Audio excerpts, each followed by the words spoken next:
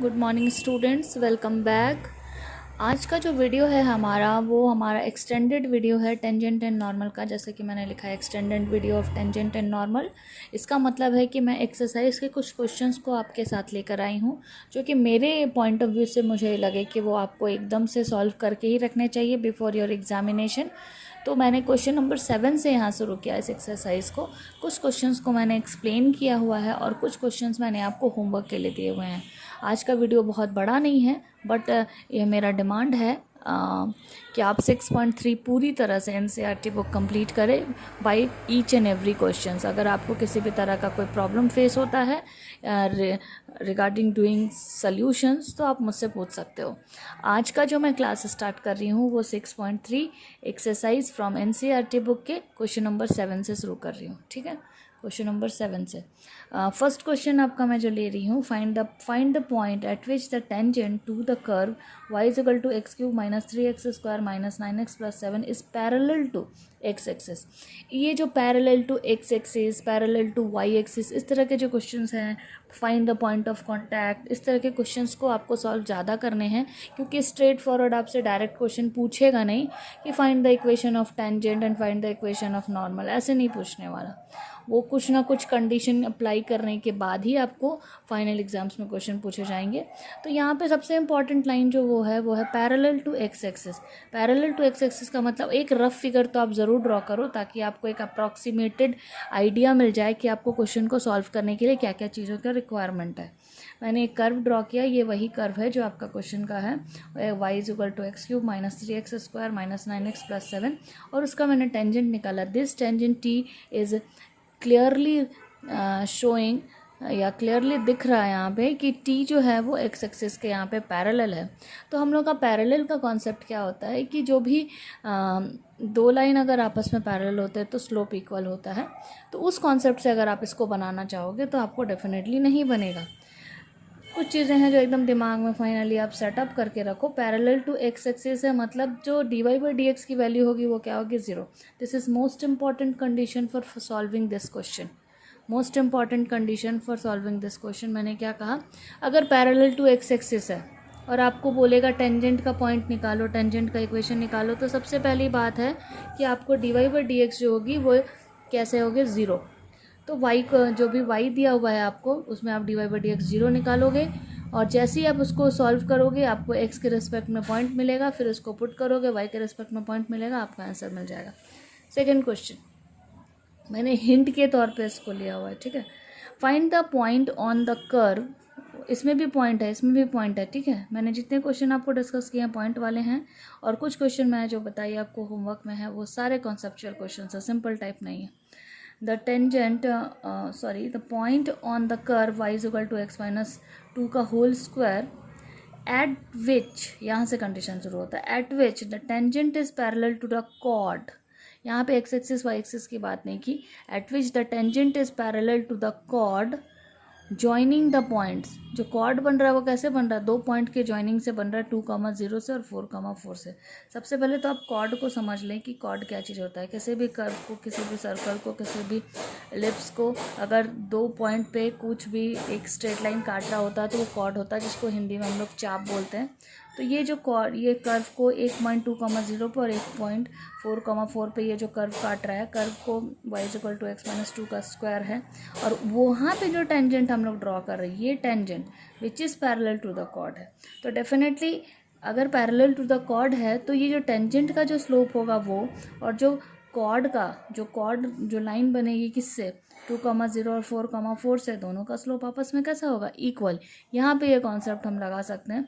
तो सबसे पहले हमने उसी कॉन्सेप्ट से, और ये जो स्लोप ऑफ टेंजेंट का मतलब ही है dy बाई डी एक्स, यानी dy बाई डी एक्स के यानी स्लोप ऑफ टेंजेंट ये वाला वो किसके बराबर होगा, कॉर्ड के स्लोप के बराबर होगा। ऐसा क्यों होगा, क्योंकि दोनों आपस में कैसे हैं, इक्वल है, ठीक है, पैरेलल है, सॉरी इक्वल नहीं है, पैरेलल है।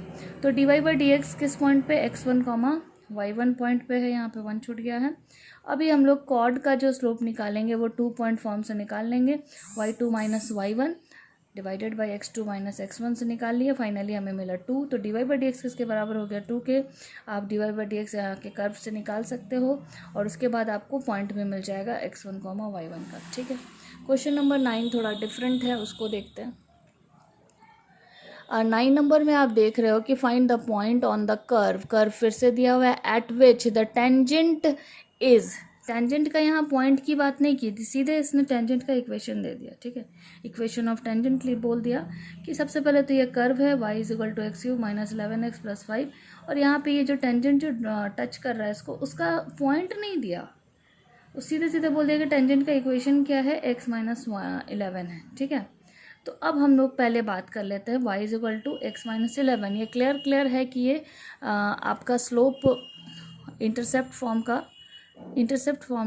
स्लोप पॉइंट फॉर्म में जो आपको डायरेक्ट जो इक्वेशन ऑफ स्ट्रेट लाइन से आता y equal to M X plus C, इसको हमने कंपेयर किया और वहाँ से हमने देखा कि जो टेंजेंट का जो स्लोप है ना, स्लोप ऑफ टेंजेंट हमें यहाँ कितना मिल गया, 1 मिल गया।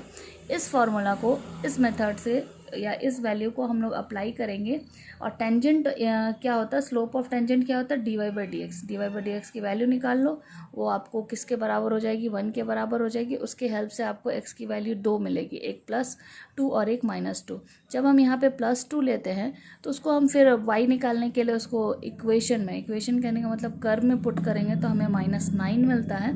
तो एक पेयर हमें मिल गया x1 y1 का, ये वाला जो पॉइंट चाहिए था हमें वो मिल गया 2, -9। दूसरी वैल्यू है, अगर आप -2 को पुट करोगे इसमें, इस इक्वेशन में, तो आपको मिलेगा 19। ठीक है, और अगर मैं इस -2 को पुट करती हूँ इस टेंजेंट के इक्वेशन में, क्योंकि ये पॉइंट इसमें टच कर रहा था, इसको सेटिस्फाई करना चाहिए, तो हम इसमें भी पुट कर सकते हैं। तो y इज़ तो यहाँ पे मिलता है 13। तो इसके हिसाब से हमारा आंसर क्या होना चाहिए, देखो मैंने क्या लिखा, then here we have 2 points at which tangent is y equal to x minus 11। But ऐसा नहीं है, मैंने नो लिखा है, नो, ऐसा कुछ नहीं है। अब ये क्यों नहीं है वो देखिए। अब आप क्या करते हो ना एग्ज़ाम में कि ऐसे ही सॉल्व कर देते हो, एक +2 के साथ, एक -2 के साथ। बट मैथ्स में सबसे पहली चीज़ है कि आपको सेटिस्फाई करा के देखना पड़ेगा। आप इस वैल्यू को यहाँ पे सेटिस्फाई करा के देखो, आप यहाँ 2 पुट करते हो तो y की वैल्यू -9 आ ही जाएगी।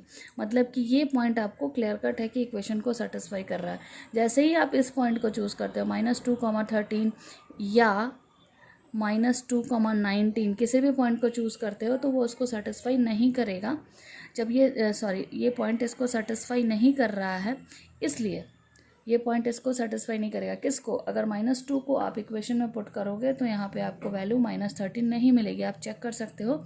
इसलिए ये point will not be considered as a answer, so answer will be 2, -9। ठीक है, एक क्वेश्चन मैंने और 13 लिया, बीच के 10, 11, 12 एक ही जैसे क्वेश्चन है, वो मैंने आपको सॉल्व करने के लिए छोड़े हुए हैं। अगर आपसे नहीं बने उसमें भी पॉइंट ही निकालना है आपको। Parallel to x axis, parallel to y axis के क्वेश्चन है। ये जो एक क्वेश्चन है इसमें एक नया चीज़ इंट्रोड्यूस हो रहा है, मतलब नया नहीं है, आपके लिए नया हो सकता है, आप चेक कर लो इसको। फाइंड द पॉइंट, इसमें भी पॉइंट ही फाइंड करना है ऑन द कर्व ये जो x²/9 + y²/16 = 1। अगर आप क्लास 11th को ठीक से कॉनिक सेक्शन याद करो तो ये आपका इक्वेशन ऑफ इलिप्स है, वो भी वर्टिकल इलिप्स है। मतलब y will be your major axis at which the tangents are parallel to x axis. अभी हमने थोड़ी देर पहले पढ़ा, पैरेलल टू x एक्सिस मतलब dy/dx कैसा होगा, 0।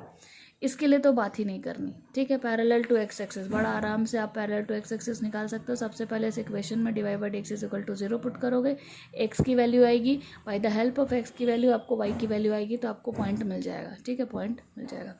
दूसरा जो चीज़ है पैरेलल टू y एक्सिस, अब बात करते हैं हम लोग, पैरेलल टू y एक्सिस है क्या, at which the tangent is parallel to y axis. देखो भाई y एक्सिस कौन सा, ये तो पैरेलल टू y एक्सिस ये मिलेगा ना हमें।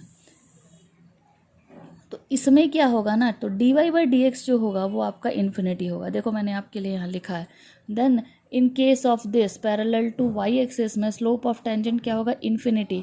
इन्फिनिटी आपको कब मिलता है, यानी dy/dx की वैल्यू कितनी मिलेगी, इन्फिनिटी। और इन्फिनिटी आपको कब मिलता है, 1/0 का फॉर्म इज इन्फिनिटी। मैंने इसको इस तरह से अरेंज किया, 1/dy/dx = 0। This position is gives you infinity. ठीक है, ये पोजिशन आपको इन्फिनिटी देता है, चेक कर लो ना, 1/0 = infinity. D by d x अगर इन्फिनिटी लिख रहे हो इसको दूसरी तरीके से लिखा गया 1/dy/dx इज इक्वल टू 0, ठीक है, दिस इज योर 0, ये कुछ और नहीं है। तो1/dy/dx 0 है, तो अगर आप इसको सॉल्व करोगे, सिंप्लीफाई करोगे तो आपको मिलेगा dx/dy is equal to 0, dx/dy is equal to 0। तो ultimately what the conclusion we are getting here, if your question is asking parallel to x axis, मतलब सिंपल है, यहाँ पे मुझे दूसरे कलर के पेन से लिखना चाहिए तो ज़्यादा क्लियर होगा। सिंपल है कि इसका मतलब क्या होगा, dy/dx क्या बोल रहा है, 0, याद रख लो इसको। और पैरेलल टू वाई एक्सिस है तो पलट दो ना, dx/dy इज इक्वल टू 0, ठीक है। By the help of these two condition you can get the points, ठीक है। अब पीछे मैं पेज पलटती हूँ, ये आपके लिए होमवर्क दिया मैंने। आप बोलोगे मैम आपने तो पूरे क्वेश्चंस को लिख दिया, yes, all questions are important up from 15 to 25।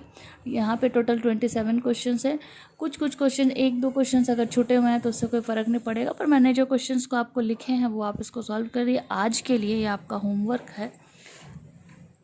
यहाँ पे मेरा वर्क छूट गया है। आज के लिए आपका होमवर्क है, इसको सॉल्व कीजिए, नहीं बना और पर्सनल अकाउंट पे मेरे पोस्ट कीजिए, नहीं बनेगा तो मुझे पर्सनली पूछिए भी। बट 6.3 आज आपको कंप्लीट करना है। Okay, thank you for today.